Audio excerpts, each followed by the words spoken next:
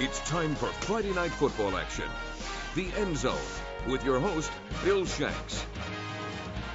Hello, everybody, and welcome to the End Zone. I'm Bill Shanks from Fox Sports 1670 AM in Macon. Tonight, we've got 4 playoff football games from around Middle Georgia. Later on, our game of the week, Westfield at Tattnall.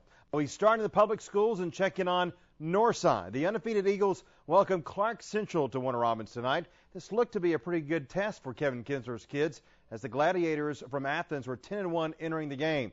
Northside blew out Glen Academy last week to start the postseason. Here we go. Back to McConnell-Talbert Stadium for some of the highlights of this game.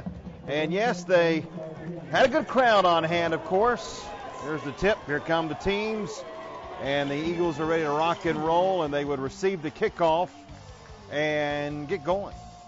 Clarke Central's going to kick it off right here. Here's the kick. Here's the catch, and Kenshin Hill is going to return it about 40 yards. Watch this run now. He's at the 20, bounces off a couple of people, still on his feet, gets to the 25, 30, 35, 40, 45, finally knocked out of bounds. Tough run there by Hill.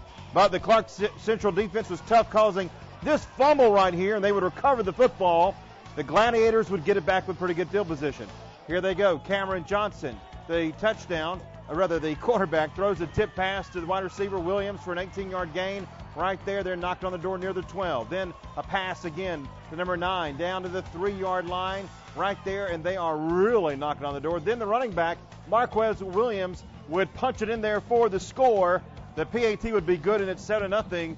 Northside's down at home. Uh-oh, is this kind of scary? Yeah, even though it's early, it was. Here's the 5-star drive of the week. Northside goes to work. Quarterback Jack Montgomery hands it off to number 9. Kimmy and Brown for about a 12-yard gain up the gut right there. Then here it comes, pitch out coming right here. Number 3, Hill again. Watch him run for about a 30-yard gain. 50, 45, 40. Knocked out of bounds right there. Then a handoff to number 15, Miguel Williams. Left side, about 12 yards right there. Handoff coming again. Number 2, Marte Polk. How about a 25-yard touchdown for the Eagles? What a nice move right there. The PAT would be good. That was our 5-star drive of the week. Thank you, 5-star, for sponsoring the drive of the week this year. All right, Clarke Central gets the football, but they couldn't really do very much. 3 up, 3 down. Northside's defense tough. And again, play action, rolls, throws it, and nope, good defense by the Eagles, and the Eagles would get it back. Second quarter, north side of the ball, Montgomery gets a run down inside the 10-yard line. Then again, Montgomery knocks on the door, hands off, and right there around the 2-yard line, Curtis Martin, he'll get it in this time. Touchdown for the Eagles. The PAT would make it 14-0. Northside on top. They would add a 20-yard field goal coming up here to make it 17-7. That would be the score of the half, and Northside would run away with it in the second half of play. They win it easily, 48-14. They are now 12-0, and they host twice Tri-Cities next week at McConnell-Talbert Stadium. AAA action now. Peach County hosted Ridgeland tonight in Fort Valley. Here come the Trojans. Boy, they got a good team. Opening kickoff here. Ridgeland, Von Bell picks it up around the 20. He's going to return it to about the 47-yard line. Nice return there for Ridgeland. 27-yard return. Ridgeland with the ball, but boy, they made mistakes all night long. All sides. Nope. How about a next play handoff to Julian Stubbs, goes left, hits. Gets hit hard by all of Peach County. Gains about 3. Then Ridgeland has to punt, but they have another offsides call. Then they do punt it. Peach County down on their own 5. Toss to Lamont Ray. Gains about 5 yards right there. Then Peach has to punt it. Watch this. You know what? We might as well show a good punt once in a while. Here's Peach County with about a 55-yard punt. Not much of a return right there. After Ridgeland would turn the ball over on downs, Peach would get the ball back. Greg Williams would draw the offsides. A few plays later, he goes to work. Play action pass, 23, Devarius Miller picks up a first down, gets to about the 31-yard line. The Trojans are driving. Then Peach, not much offense there. Pass gets knocked down by Ridgeland's Porter. And then a pass play coming up through the fingers of number 8, Williams, brings down 4th down. Peach would have to go for it on the field goal, 35-yarder, but short, no good. And still not much offense. Ridgeland, though, would go to work from their own 19. Handoff to on the left. Torrey Porter finally knocked down on the 45 for a pickup of about 26 yards. At the end of the first quarter, it was no score in Fort Valley. Peach County finally able to start moving the ball on their own 7 to their 7-yard line. Handoff to Williams, gets to the 2 right there. They're knocking on the door. Next play, the handoff. Darian Howard gets in for the score. 6 points for Peach County. The PAT would be no good. That made it 6-0. Peach County would win this ball game, though. A lot of offense later. 35-14 is the final. They play Carrollton next week. Not sure yet if they'll be at home or not. We might have to have a coin flip on that one, but Peach County continues on into next week. Up next, the Fighting Irish from Dublin try to advance in the playoffs. That and a lot more right after this. Welcome back to the End Zone. The Drive of the Week is brought to you by 5-Star Automotive. And welcome back to our show. I'm Bill Shanks. Roger Holmes has been the head coach at Dublin for 10 years now. Fighting Irish have had only really one bad season. They've been about as consistent as any program in Middle Georgia. Dublin beat Northeast last week in the first round of the playoffs to improve to 10-1 tonight. They welcome Westminster to the Shamrock Bowl. The Wildcats from Atlanta had won 6 in a row coming in. Let's head east down I-16 to Dublin for the highlights of this game. Here come the Fighting Irish onto the field. First quarter, Dublin with the ball. Rob East hands off to Maurice Martin. Little razzle-dazzle as he gets it to Cedric O'Neill. Runs up for about 30 yards before being pushed out of bounds. Then O'Neill gets the ball again, but doesn't make it too far up the left side before he's being taken down there. Then Alex Peebles, kicks the field goal on the 4th down to get Dublin on the scoreboard, 3-0. Second quarter now, Westminster with the ball. Nigel Walker gets the ball, runs right through the middle, shakes off a couple of guys, and gets about 25 yards before Cody pushes him out of bounds. Then Walker tries to run up the middle, but nice defense right here by Dublin as they push Walker back. Then Shelton Collier gets the ball, tries to run up the middle. No luck as Dublin's defense tough again on their 4th down. Butker tries to manage a 38-yard field goal, and he gets it. He was pretty good, and the game was tied at 3. Westminster gets the ball back now. Number 43 gets it, tries to run up the middle, but nice play there as Dublin gets the recovery on the 20 and goes to work quickly. Maurice Martin gets the ball, runs up, and takes off. Right side touchdown right there, and it was 10-3 after the PAT, and they were dancing in Dublin. How about that? Westminster with the ball. Nigel Walker gets it, runs right side, gets about 30 yards before Daniel will throw him out of bounds and tackle him, bring him down there inside the 20-yard line. Then Catan keeps the ball, runs up the middle, gets about 8 yards before he's pushed out by 3 guys. Then Catan again passes it to Blake Ashley in the end zone. It's good after the PAT would be 10-10. Then Dublin, Cedric O'Neill gets it, runs up the middle for about 10 yards. Meyer and Peters take him down. Then Rob East, the pass coming up to Cedric O'Neill, but he gets taken down by a couple of guys for no gain. East again, handoff, Martin, who hands it again to O'Neill. A little more razzle-dazzle. They get to the 15-yard line here. Nice run. And then East will hit pay dirt here. The pass to McLeod at the goal line. Ashley waiting for him, but it's too late. Dublin scores with 4 seconds left in the half. They go up 17-10, and they win this game easily. 44-20 the final. With a big second half, they play Calhoun next week as the Fighting Irish continue their season. Our game of the week is up next. Westfield at Tattnall.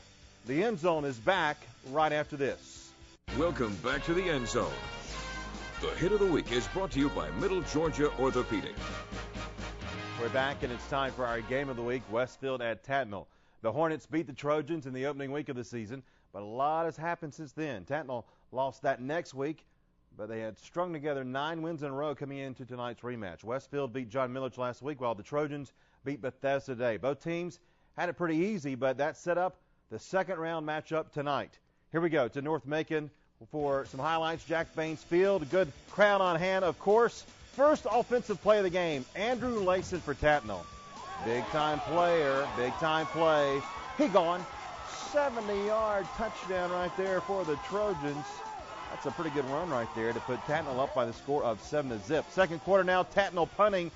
The snap is a little high. Stuart Smith tackled on the Trojans' own 10-yard line. Big break for Westfield right there. Then Clay Bridges will get the carry. Goes up the middle for about 5 to the Trojans' 5. Then Brandon Bailey goes up the right, cuts in for the touchdown. The extra point would be no good, and it's 7-6. Later in the second quarter now, Tattnall with the ball. Near midfield, John Rader, the quarterback, drops back and gets a nice pass. Will Bagwell for the touchdown. 49 yards, 14-6 Trojans. Third quarter, Tattnall running back. Cole Wandell gets it and goes 46 yards down to the 23-yard line. Some nice big runs for the Trojans right there. Then Layson gets going again, carries it up the middle. 5 yards right there. Then the Tattnall kicker, they'll have to go for the field goal. Connor Alford hits it, 37-yarder. It's up and good. And it's 17-6. Here it is, our Middle Georgia Orthopedic hit of the week.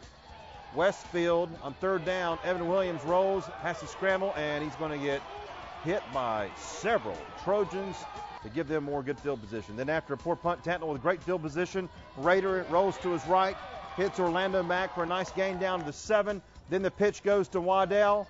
He's going to be swarmed by some Hornets for some loss of yards. Then Raider fakes it, hits big man Taylor Morgan, scores the touchdown to make it 24-6 Tattnall, and that is the final score as the Trojans win, and they are on a roll. And we will tell you exactly who they're going to play when we get to that scoreboard a little later on. But let's just give you a hint and say we got a big-time city shootout next week in the city of Macon.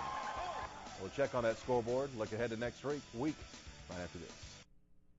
Join me weekday afternoons from 3 until 6 o'clock for the Bill Shanks Show on Fox Sports 1670 AM in Macon and online at foxsports1670.com. And check out the morning show with Chucky Olson and Daniel Shirley every weekday from 7 to 9.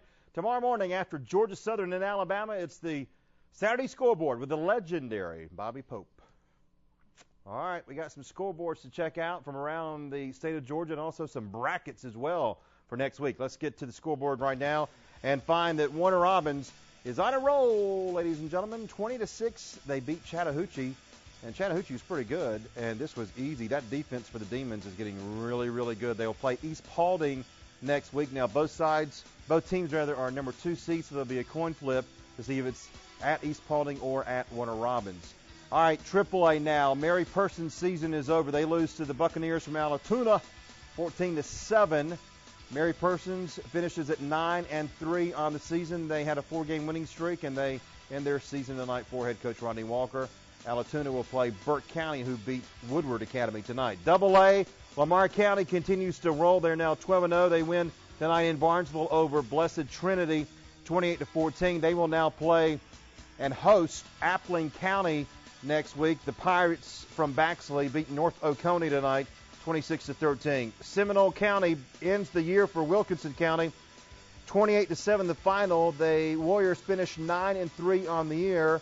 And look at this shocker. Wilcox County down in Rochelle loses to Aquinas from Augusta. They were 8-3. The Fighting Irish were coming in, and they beat the Patriots 32-14. That is a shocker, and this might be a shocker too. GISA, yep, Stratford. I picked Deerfield Windsor in the paper. That was stupid. Stratford wins 32-20, and they had beat Deerfield Windsor earlier in the year, and they knock them off down in Albany, 32-20. Now it's Stratford at Tattnall next week for the championship. Tattnall beat Stratford 27-7 back on October the 8th. Last time Stratford beat Tattnall was 2004. So that means we're going to have a great finals in the GISA next week with Stratford taking on Tattnall, and it should be a great game. Again, Northside wins tonight over Clarke Central. They play Tri-Cities. Peach County wins. They play Carrollton next week.